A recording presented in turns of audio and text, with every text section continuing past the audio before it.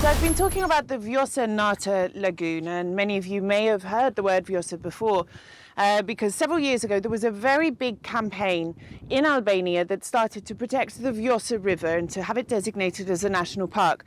Now, this campaign caught the attention of international organisations and big celebrities such as Leonardo DiCaprio. And the campaign that followed was international, drawing attention to the importance of the Vjosa River. Now, 2 years ago, I interviewed the CEO of international brand Patagonia about their push and their desire to have the entire Vjosa designated as a wild river park. Now, at the time, the CEO, Ryan Gellert, was not hopeful that this would ever become a reality. But as of this year, the entire Vjosa has been designated as such, which gives hope to civil society and environmental campaigns everywhere, and also a glimmer of hope to the people fighting against this airport. I interviewed Ryan Gellert on how we got where we are today with the Vjosa National Park and what lies ahead in the future. So Ryan, we spoke back in 2021 while the campaign for the Vjosa Wild River National Park was in full swing. Now, at the time, I think it was safe to say we were not overly optimistic that our wish was going to be granted. There were mixed signals about how and to what level it would be protected. And in the interview, you said there were no sound bites that make me confident we're going in the same direction in reference to the government. Now in 2023, the Vjosa is a national park. This is great news. Work is underway. What happened? How did you change the mind of the Albanian government? Yeah, well, first of all, thanks for having me back. It's really wonderful to be back and pick up this conversation where we left it a couple of years ago.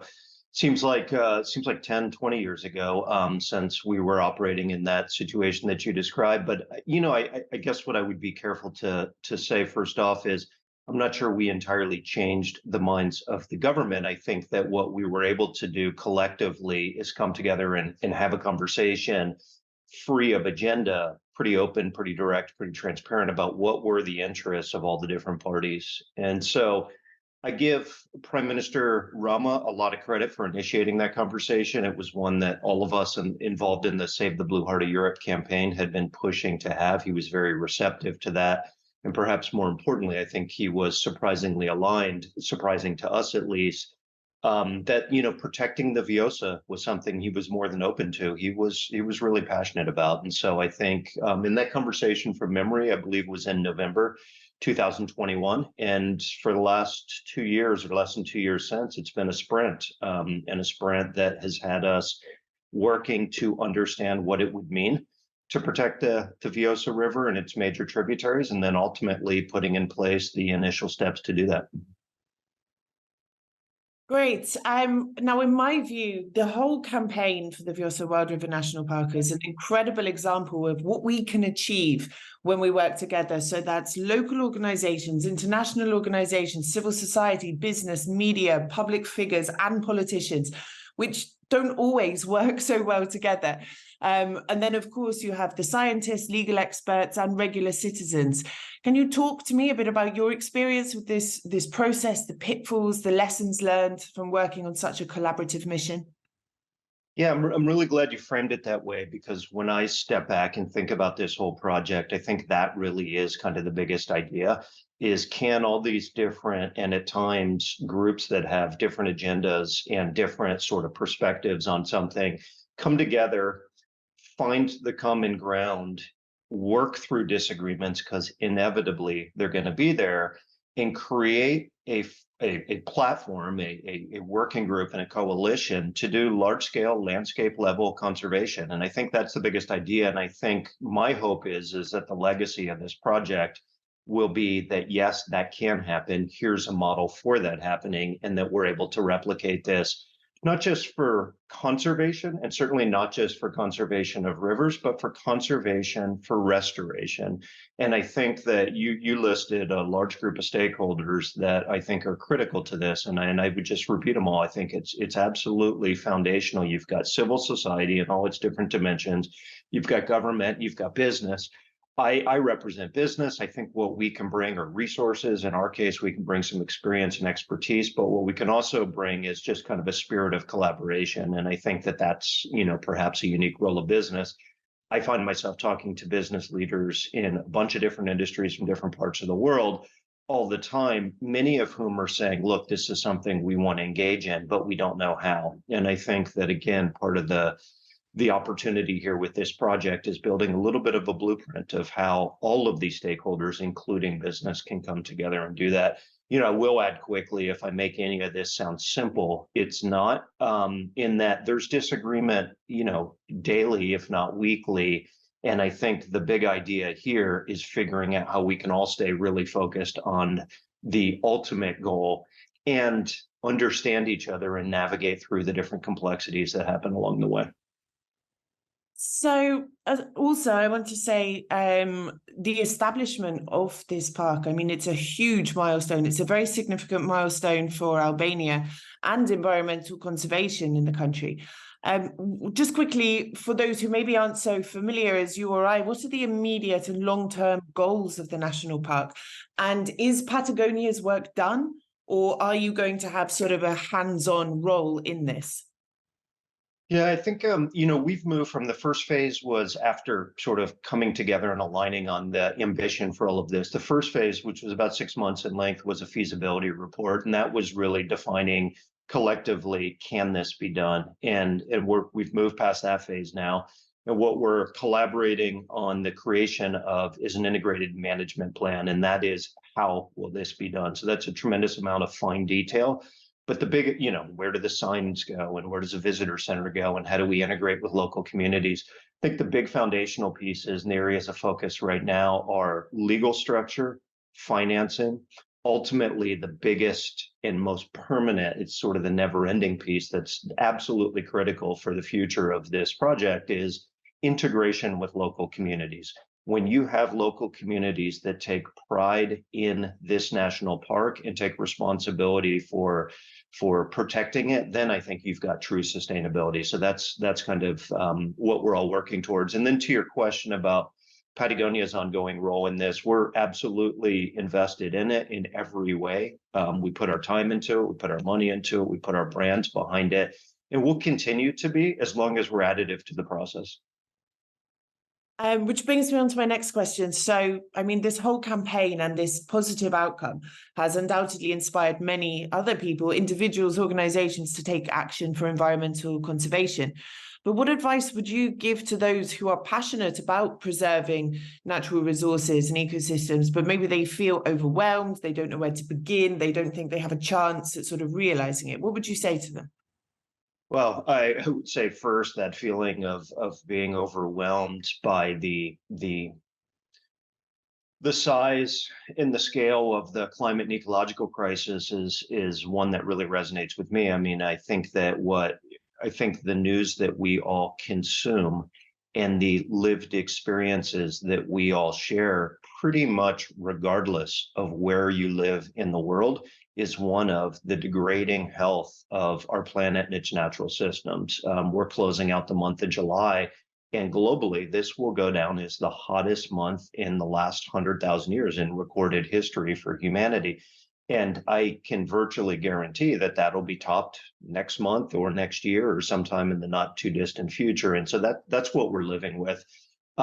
I think that what's really critical is a couple of things that I think are foundationally important. First of all, I start with a statement that Yvon Chouinard, our founder, says often. It's kind of fueled us through a lot of the work that we've done over our 50-year history. And that is, the cure for depression is action. So just figure out how you can do something and start moving forward. I think that people often think that they either have to be a scientist, they have to be an activist, they have to be a conservationist. I think there's a lot of ways that you can contribute to this. I think one of the best sort of exercises to think about is, where is the need? What am I good at? And what gives me joy? And where is the intersection of those three things? And I think that third piece is often an overlooked and misunderstood piece. But I think if you don't have joy for the work that you're doing, I think that it's very difficult to sustain the energy behind it. So I think that's a critical piece. And I think when people ask themselves that, sometimes it takes a little bit of introspection and thinking. I think you'll find that there are absolutely compelling and unique ways that you can contribute to saving our home planet.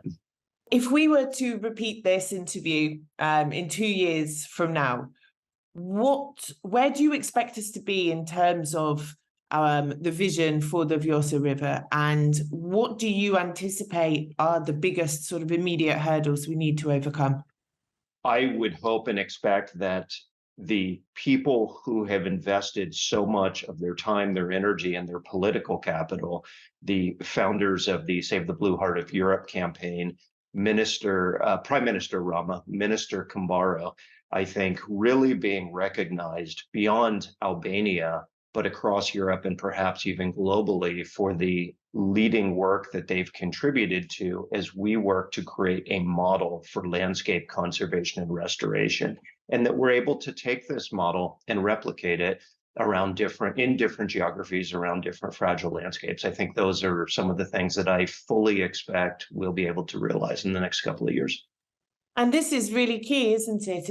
It's not just, that we're protecting the Vjosa, which is extremely important for the region and one of the last wild rivers in Europe, but it's what you said there, that this is a model which is new, it's unique, that can be then applied to other areas. So this is great for Albania. We're leading the way here.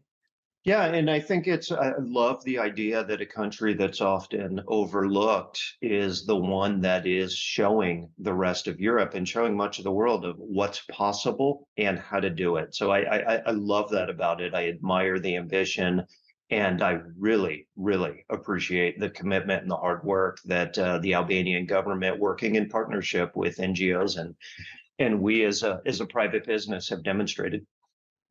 If you had your sort of elevator pitch, if you like, about what the Vjosa River and this national park means to you, what would it be?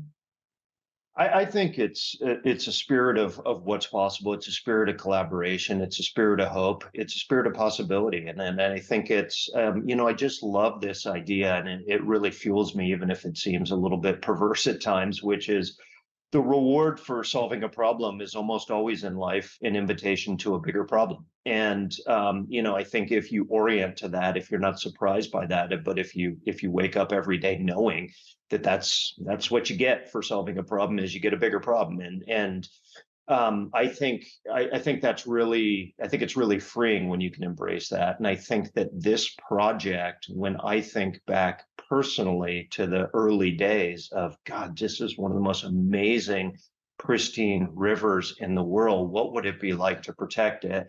And what are the opportunities for collaboration? Everything seemed out of reach. And to look at it just a couple of years later, I think it's been about 7 years since my first visit to Albania, and see where we are and see what's in front of us, to know what's possible, I think is an incredible, I find it really inspiring. And I look forward to being a part of sharing that story, and that story continuing to progress and be a more distilled proof point of what's possible in landscape level conservation via collaboration. That's what fuels me. That's what gets me excited. Now, my last question is slightly off script, but I have to ask it because people in Albania love nothing more than to hear what people think of their country. You've been to Albania several times. What do you like about this country? What makes it special? What are your thoughts about it? I think it's one of the most, look, for context, I've lived and worked in Europe. I've lived and worked in Asia. I'm an American who now lives and works primarily in the US. I've been very fortunate to travel around the world extensively, and through mostly rock climbing, but also some backcountry snowboarding. I've just been in a lot of wild places all around the world. I think Albania is one of the most beautiful places I've ever been. It's got this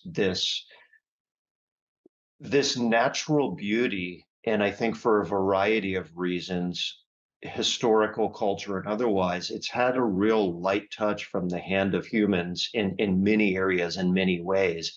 And I think that makes it really unique and really worth taking the time to ask themselves, Albanians, this is not my space to do it.